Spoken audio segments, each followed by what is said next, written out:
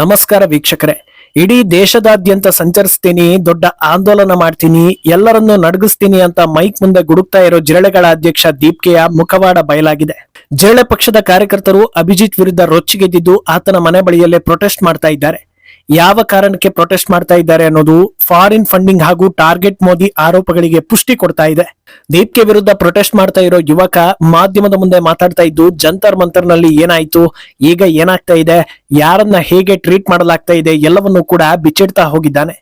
ಇನ್ನೊಂದೆಡೆ ಮಾಧ್ಯಮಗಳ ಮುಂದೆ ನಿಂತು ದೊಡ್ಡ ಮಟ್ಟದಲ್ಲಿ ಪ್ರಚಾರ ಪಡೀತಾ ಇರೋ ದೀಪ್ಕೆ ತನ್ನ ಹೇಳಿಕೆ ಹಾಗೂ ನಡವಳಿಕೆಗಳ ಮೂಲಕ ಸಾರ್ವಜನಿಕರ ಕೆಂಗಣಿಗೂ ಗುರಿಯಾಗ್ತಾ ಇದ್ದಾನೆ. ಇದೆಲ್ಲವನ್ನ ಒನ್ ಬೈ ಒನ್ ವಿವರಿಸ್ತಾ ಹೋಗ್ತೀವಿ. ಈ ವಿಡಿಯೋವನ್ನ ತಪ್ಪದೆ ಕೊನೆ ತನಕ ನೋಡಿ. ಅದಕ್ಕೂ ಮುನ್ನ ಮೀಡಿಯಾ ಮಾನ್ಸ್ಟರ್ ಚಾನೆಲ್ ಅನ್ನ ತಪ್ಪದೆ ಸಬ್ಸ್ಕ್ರೈಬ್ ಮಾಡಿ. ಎಸ್, ಒಂದು ಸಂಘಟನೆ ಕಟ್ಟಬೇಕು ಅಂದ್ರೆ ಒಂದು ಗಟ್ಟಿ ಉದ್ದೇಶ ಇರಬೇಕು. ಆ ಉದ್ದೇಶವನ್ನ ಜನರಿಗೆ ಸರಿಯಾಗಿ ತಲುಪಿಸ್ಬೇಕು. ಆ ಉದ್ದೇಶ ಸರಿ ಇತ್ತು ಅಂದ್ರೆ ಅದನ್ನ ಕೇಳಿಸಿಕೊಳ್ಳೋದಕ್ಕೆ, ಬೆಂಬಲ ಕೊಡೋದಕ್ಕೆ ಜನರು ಬರ್ತಾರೆ. ಅವರನ್ನ ಉಳಿಸಿಕೊಂಡು ಹುರಿದುಂಬಿಸಿ ಉದ್ದೇಶವನ್ನ ನೆರವೇರಿಸೋದಕ್ಕೆ ಹೋರಾಡಬೇಕು. ಹಂತ ಹಂತವಾಗಿ ಎದುರಾಗೋ ಸವಾಲುಗಳನ್ನ ಎದುರಿಸಿ ಏನೇ ಆದ್ರೂ ಅಂಜೋದಿಲ್ಲ ಅನ್ನೋದನ್ನ ಜನರಿಗೆ ಗೊತ್ತಾಗುವಂತೆ ಮಾಡಬೇಕು. ಈ ಸತತ ಪ್ರಯತ್ನಗಳ ಬಳಿಕ ಇದನ್ನೆಲ್ಲ ಗಮನಿಸೋ ಜನರು ಹಂತ ಹಂತವಾಗಿ ಬೆಂಬಲವನ್ನ ಕೊಡ್ತಾರೆ. ಕೆಲಸ ನಿರಂತರವಾಗಿದ್ರೆ ಸಂಘಟನೆ ಒಂದು ಪಕ್ಷವಾಗುತ್ತೆ, ಚುನಾವಣೆಗಳನ್ನ ಎದುರಿಸಿ ಜನರನ್ನ ಗಳಿಸೋ ಪ್ರಯತ್ನ ಮಾಡುತ್ತೆ. ಇಷ್ಟೆಲ್ಲ ಆದ ಬಳಿಕವೂ ಆ ಉದ್ದೇಶ, ಅದೇ ಶ್ರಮ ಹಾಗೆ ಇತ್ತು ಅಂದ್ರೆ ಒಂದು ದಿನ ಜನರಿಂದ ಆರಿಸಲ್ಪಟ್ಟು ಅಧಿಕಾರವನ್ನ ಹಿಡಿಯುತ್ತೆ. ಇದು ಒಂದು ಆರೋಗ್ಯಕರ ಪಕ್ಷ ರೂಪುಗೊಳ್ಳುವ ರೀತಿ. ಆದ್ರೆ ನಿನ್ನೆ ಶುರು ಮಾಡಿದೆ, ಇವತ್ತು ಕೂಗಾಡಿದೆ, ನಾಳೆ ಬೆಳಿಗ್ಗೆ ದೇಶದ ಪ್ರಧಾನಿಗೆ ಸವಾಲ್ ಹಾಕ್ತೀನಿ ಅನ್ನೋ ಜೋಶ್ನಲ್ಲಿರೋ ಜಿರಳೆಗಳ ಬಂಡವಾಳ ಮತ್ತಷ್ಟು ಬಯಲಾಗ್ತಾ ಇದೆ. ನೀಟ್ ಪರೀಕ್ಷೆ ಪೇಪರ್ ಸೋರಿಕೆ ಸಂಬಂಧ ಜಂತರ್ ಮಂತರ್ನಲ್ಲಿ ನಡೆದ ಪ್ರೊಟೆಸ್ಟ್ ಆರಂಭದ ದಿನಗಳಲ್ಲಿ ಅಲ್ಲಿದ್ದಿದ್ದು 10 ರಿಂದ 15 ಜನರು ಮಾತ್ರ. ಅವರು ಕೂಡ ವಿದ್ಯಾರ್ಥಿಗಳಂತೆ ಕಾಣಿಸದೆ ವಿಚಿತ್ರ ವರ್ತನೆಗಳ ಮೂಲಕ ಗುರುತಿಸಿಕೊಂಡಿದ್ದವರು. ಸೋನಂ ವಾಂಗ್ಚುಕ್ ಉಪವಾಸ ವಾರ ಕಳೆದ ನಂತರ ಸ್ವಲ್ಪ ಮಟ್ಟಿಗೆ ಜನರು ಸೇರ್ಕೊಳ್ತಾ ಬಂದ್ರು. ನಂತರ ಅದು 20ನೇ ತಾರೀಕು ದೊಡ್ಡ ಗಲಭೆವರೆಗೆ ಹೋಯ್ತು ಅನ್ನೋದು ಈಗ ಹಳೆ ವಿಷಯ. ಆದ್ರೆ ಈ ಉಪವಾಸ ಮುಂದುವರಿಯೋ ಹೊತ್ತಲ್ಲಿ ಇದೆಲ್ಲ ವಿದ್ಯಾರ್ಥಿಗಳ ಭವಿಷ್ಯಕ್ಕೆ ಅಂತ ನಂಬಿಕೊಂಡು ದೀಪ್ಕೆ ಜೊತೆ ಕೈ ಜೋಡಿಸಿದ್ರಲ್ವಾ, ಅವರೇ ಈಗ ಯಾಮಾರಿರೋದು.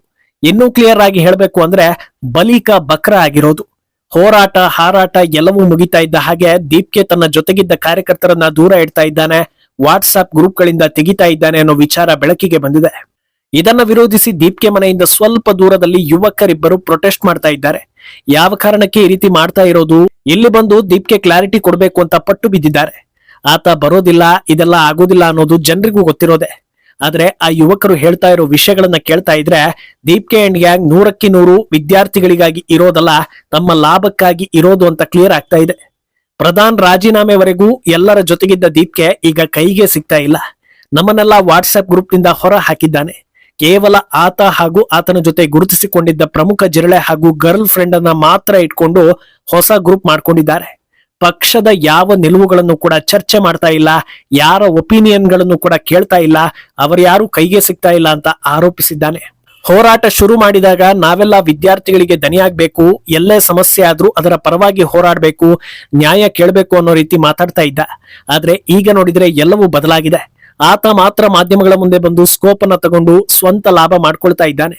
ಆಯ್ದ ಕೆಲ ರಾಜಕೀಯ ಪಕ್ಷಗಳ ನಾಯಕರ ಜೊತೆ ಫ್ರೆಂಡ್ಶಿಪ್ ಮಾಡ್ಕೊಂಡು ತನ್ನ ಜೀವನವನ್ನ ಗಟ್ಟಿ ಮಾಡ್ಕೊಳ್ತಾ ಇದ್ದಾನೆ. ಇದು ಎಷ್ಟು ಸರಿ?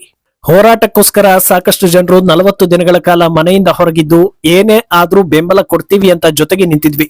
ಆದ್ರೆ ಅಂತವರಿಗೆ ಈತ ಮಾಡಿದ್ದೇನು? ಇದು ತುಂಬಾ ದೊಡ್ಡ ತಪ್ಪು. ನಾನೇ ಒಂದಷ್ಟು ಕಾರ್ಯಕರ್ತರನ್ನ ಒಗ್ಗೂಡಿಸಿ ಗ್ರೂಪ್ ಮಾಡಿ ಅದಕ್ಕೆ ದೀಪ್ಕೆಯನ್ನ ಅಡ್ಮಿನ್ ಮಾಡಿದ್ದೆ. ಆದ್ರೆ ಅಲ್ಲಿ ಏನಾದ್ರೂ ಚರ್ಚೆ ನಡೆದ್ರೆ, ಯಾರಾದ್ರೂ ಪ್ರಶ್ನೆಗಳನ್ನ ಕೇಳಿದ್ರೆ ಅದಕ್ಕೆ ಉತ್ತರಿಸ್ತಾ ಇರ್ಲಿಲ್ಲ. ಕೆಲವರನ್ನ ಬ್ರೈನ್ ವಾಶ್ ಮಾಡೋದಕ್ಕೂ ನೋಡಿದ್ರು. ಈಗ ನೋಡಿದ್ರೆ ಎಲ್ಲರನ್ನೂ ದೂರ ಇಡ್ತಾ ಇದ್ದಾರೆ. ಅಲ್ಲಿ ಸೇರಿದ ಕಾರ್ಯಕರ್ತರು ಸುಮ್ಮನೆ ಜನಸಂಖ್ಯೆ ತೋರಿಸೋದಕ್ಕೆ ಬಂದಿರ್ಲಿಲ್ಲ.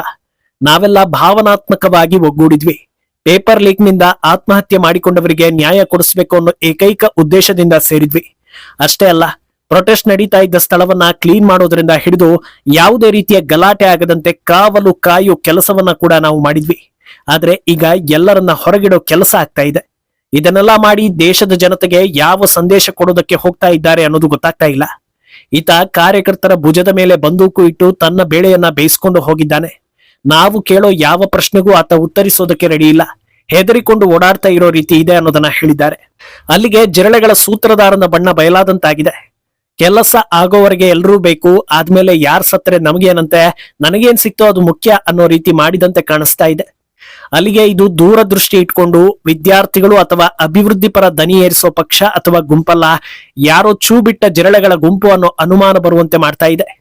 ಯಾಕಂದ್ರೆ ಎಷ್ಟೇ ದೊಡ್ಡ ಲೀಡರ್ ಆಗ್ಲಿ, ಪವರ್ಫುಲ್ ರಾಜಕೀಯ ನಾಯಕನೇ ಆಗಿರ್ಲಿ, ಕಾರ್ಯಕರ್ತರಲ್ಲಿ ಭಿನ್ನಮತ ಇದೆ ಅಂದಾಗ ಯಾರಿಗಾದ್ರೂ ಬೇಸರ ಆಗಿದೆ ಅಂದ್ರೆ ಮೊದಲು ಅದನ್ನ ಸರಿಪಡಿಸಿಕೊಳ್ಳೋದಕ್ಕೆ ಯೋಚಿಸ್ತಾರೆ. ಯಾಕಂದ್ರೆ ಬೆಂಬಲಿಗರಿಲ್ಲದೆ ಪಕ್ಷ ಅಥವಾ ಲೀಡರ್ಶಿಪ್ ಇಲ್ಲ ಅನ್ನೋದು ಅರಿವಿರುತ್ತೆ. ಆದ್ರೆ ಅದ್ಯಾವ ಆಲೋಚನೆಗಳೇ ಇಲ್ಲದೆ ಹೋದ್ರೆ ಹೋಗು, ಏನ್ ಬೇಕಾದ್ರೂ ಮಾಡ್ಕೋ ಅನ್ನೋ ಮನಸ್ಥಿತಿ ಇದೆ ಅಂದ್ರೆ ಒಂದೇ ಇಂತಿಷ್ಟನ್ನೇ ಮಾಡ್ಬೇಕು ಅಂತ ಯಾರು ಹೇಳ್ತಾ ಇದ್ದಾರೆ, ಇಲ್ಲ ನಮ್ಮಿಂದ ದೊಡ್ಡ ಮಿನಿಸ್ಟರೇ ರಾಜೀನಾಮೆ ಕೊಟ್ಟಿದ್ದಾರೆ ಅಂದ್ರೆ ನಾವು ಮಾಡ್ತಾ ಇರೋದೆಲ್ಲ ಸರಿ ಇದೆ ಅನ್ನೋ ಭ್ರಮಾಲೋಕದಲ್ಲಿ ಬದುಕ್ತಾ ಇರೋ ಅವಿವೇಕಿನ ಅನ್ನೋ ಪ್ರಶ್ನೆ ಹುಟ್ಟುವಂತೆ ಮಾಡ್ತಾ ಇದೆ. ಇನ್ನು ಮುಂದೆ ಏನ್ ಮಾಡ್ಬೇಕು, ಮಾಡ್ತೀವಿ ಅನ್ನೋ ಕ್ಲಾರಿಟಿ ಇಲ್ಲದೆ ದಿನಕ್ಕೊಂದು ಹೇಳಿಕೆ ಕೊಡ್ತಾ ಇರೋ ದೀಪ್ಗೆ ಕೆಲ ದಿನಗಳ ಹಿಂದೆ ಇಡೀ ದೇಶದಾದ್ಯಂತ ಸಂಚರಿಸ್ತೀವಿ, ಜನರು ಅದರಲ್ಲೂ ಪ್ರಮುಖವಾಗಿ ಯುವಕರ ಮನಸ್ಸಲ್ಲಿ ಏನಿದೆ ಅನ್ನೋದನ್ನ ತಿಳ್ಕೊಳ್ತೀವಿ, ಇನ್ ಮುಂದೆ ಸರ್ಕಾರ ತಮಗಿಷ್ಟ ಬಂದ ಹಾಗೆ ಡಿಸಿಷನ್ ತಗೊಳ್ಳೋ ಹಾಗಿಲ್ಲ, ಏನೇ ಮಾಡೋದಿದ್ರು ಯುವಕರನ್ನ ಕೇಳಿಯೇ ಮಾಡ್ಬೇಕು ಅಂತ ಹೇಳ್ತಾನೆ. ಬಹುಶಃ ತಲೆಯಲ್ಲೇ ಮೆದುಳಿರುವವರು ಯಾರು ಇಂಥ ಹೇಳಿಕೆ ಕೊಡೋದಿಲ್ಲ. ಯಾಕಂದ್ರೆ 5 ವರ್ಷಕ್ಕೊಂದು ಸಲ ಎಲೆಕ್ಷನ್ ನಡೆಯೋದೇ ಯಾರ ನಿರ್ಧಾರ ಏನು ಅನ್ನೋದನ್ನ ತಿಳಿಸೋದಕ್ಕೆ. ಯುವಕರು ಸೇರಿದಂತೆ ಎಲ್ಲರೂ ವೋಟ್ ಹಾಕಿಯೇ ಮೋದಿಯನ್ನ PM ಸ್ಥಾನದಲ್ಲಿ ಕೂರಿಸಿದ್ದಾರೆ ಅಂದ್ರೆ ಸರಿಯಾದ ನಿರ್ಧಾರ ಕೈಗೊಳ್ತಾರೆ ಅನ್ನೋ ನಂಬಿಕೆ ಮೇಲೆ. ಯಾವ ದೇಶದಲ್ಲೂ ಪ್ರಧಾನಿ ಅಥವಾ ಪ್ರೆಸಿಡೆಂಟ್ ಒಂದು ನಿಯಮ ತರೋ ಮುನ್ನ ಬೀದಿ ಬೀದಿ ಅಲೆದು ನೀನೇನ್ ಹೇಳ್ತೀಯ ಅವನೇನ್ ಹೇಳ್ದ ಅನ್ನೋದನ್ನ ಕೇಳೋದಿಲ್ಲ. ಜನಾಭಿಪ್ರಾಯ ಏನಿದೆ ಅನ್ನೋದನ್ನ ಹೇಗೆ ತಿಳ್ಕೊಳ್ಬೇಕು ಹಾಗೆ ತಿಳ್ಕೊಂಡು ಮುಂದಿನ ಹೆಜ್ಜೆನ ಇರಿಸ್ತಾರೆ. ಇದೆಲ್ಲ ಮನುಷ್ಯರಿಗೆ ಅರ್ಥ ಆಗೋ ವಿಷಯ. ಆದ್ರೆ ಇವರೆಲ್ಲ ಜಿರಳೆಗಳಾಗಿರೋದ್ರಿಂದ ಸಾಮಾನ್ಯ ಜ್ಞಾನ ಇಲ್ವೇನೋ ಅಂತ ಜನರು ಮಾತಾಡಿಕೊಳ್ತಾ ಇದ್ದಾರೆ. ಇನ್ನೂ ಇಂಟ್ರೆಸ್ಟಿಂಗ್ ವಿಷಯ ಅಂದ್ರೆ ತನ್ನ ನಿವಾಸಕ್ಕೆ ಪರ್ಮಿಷನ್ ಇಲ್ಲದೆ ಯಾರು ಬರಬಾರದು ಅಂತ ಪೊಲೀಸರನ್ನ ನೇಮಿಸಿಕೊಂಡಿದ್ದ. ಆ ಪೊಲೀಸರು ಡ್ಯೂಟಿಗೆ ಬಂದ್ರೆ ಅವರನ್ನ ಗದರಿಸಿ ಸ್ಥಳೀಯ IPS ಅಧಿಕಾರಿಗೆ ಕರೆ ಮಾಡಿ, ಸರ್ ಇಲ್ಲೊಬ್ಬ PSI ಬಂದಿದ್ದಾರೆ, ಅವರು ತುಂಬಾ ರೂಡ್ ಆಗಿ ಬಿಹೇವ್ ಮಾಡ್ತಾ ಇದ್ದಾರೆ, ಯಾರನ್ನು ಒಳಗೆ ಬರೋದಕ್ಕೆ ಬಿಡ್ತಾ ಇಲ್ಲ, ನನ್ನ ಮನೆಗೆ ಯಾರು ಬರ್ಬೇಕು ಬರಬಾರದು ಅನ್ನೋದನ್ನ ನಾನ್ ಡಿಸೈಡ್ ಮಾಡ್ಬೇಕಲ್ವಾ ಅಂತ ಹೇಳ್ತಾ ಇದ್ದಾನೆ. ಇದನ್ನ ನೋಡಿ ಜನರಿಗೆ ಈತ ಯಾವ ಊರಿಗೆ CM ಅಥವಾ ಯಾವ ಬೀದಿಗೆ PM ಅನ್ನೋದು ಗೊತ್ತಾಗ್ತಾ ಇಲ್ಲ.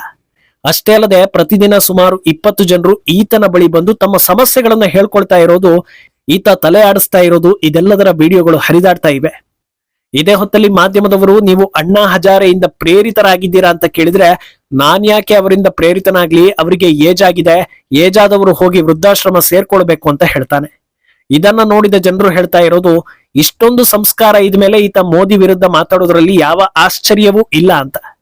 ಒಟ್ನಲ್ಲಿ ಅದು ಇದು ಹೇಳ್ತಾ ಜಾರ್ಖಂಡ್ ವಿದ್ಯಾರ್ಥಿಗಳ ವಿಷಯದಿಂದ ತಪ್ಪಿಸಿಕೊಳ್ಳೋ ಯತ್ನ ಮಾಡ್ತಾ ಇದ್ದಾನೆ. ಆದ್ರೆ ಈತನ ನಡೆ ನುಡಿ ನೋಡಿದವರು ಆರೋ ದೀಪ ಜೋರಾಗಿ ಉರಿತಾ ಇರುವಂತಿದೆ ಅಂತ ಹೇಳ್ತಾ ಇದ್ದಾರೆ. ನಿಮಗೇನ್ ಅನ್ನಿಸ್ತಾ ಇದೆ ಅನ್ನೋದನ್ನ ಕಮೆಂಟ್ ಮಾಡಿ.